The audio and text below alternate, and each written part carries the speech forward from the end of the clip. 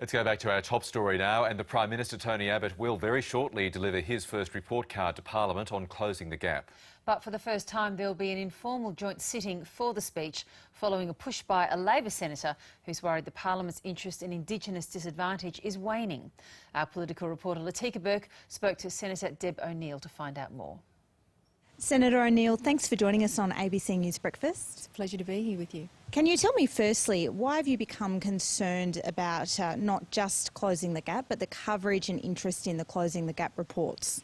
Well, Closing the Gap is a really significant indicator for all Australians about how we're acknowledging and addressing the real issue that there is a very significant life expectancy gap between Indigenous children born this day and non-Indigenous children. And I think it's the responsibility of every Australian, and I think we need to keep paying attention to that.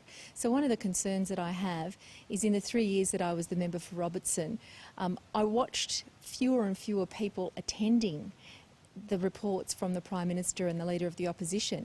And I found the reports very rich, very well considered from both sides of the Parliament, and I thought that they were things that deserved more attention. I even sensed that the column inches were shrinking. You know, when something's brand new, it's like the first report that you get from your child going to school, everybody pays attention. Sometimes by the time you get to year 5 or 6, it can be perhaps a little less drawing your attention to it. The reality is we cannot look away. We need to continue to remind ourselves that on our watch and in our time, this is a very big responsibility for every Australian, and certainly the role of the Parliament in symbolically really paying attention to it was something that I wanted to make happen, really. And is it your view then that the Parliament wasn't giving it the significance it requires?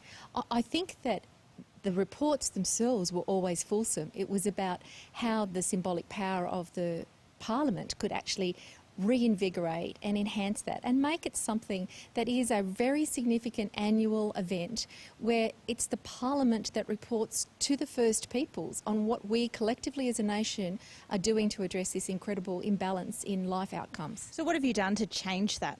Well, I was very pleased that I put a motion to the effect of calling a joint sitting of the Parliament to receive the reports, and that went through the Senate.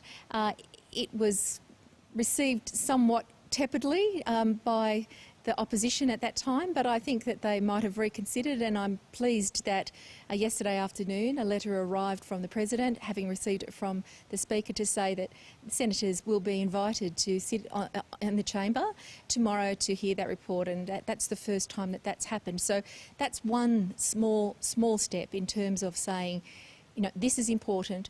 We are all watching. We need to continue to watch. So what do you hope will be included in today's report? Do you think that there'll be any progress made on closing the gap? Well, I hope that that's what we're going to hear. Last year, we did hear that one of the 6 key targets was met, and that it was that Indigenous children in remote communities were actually getting access to preschool. Great that we hit one of the 6 targets. So, Senator, I imagine you'll be returning back to the lower house for today's speech.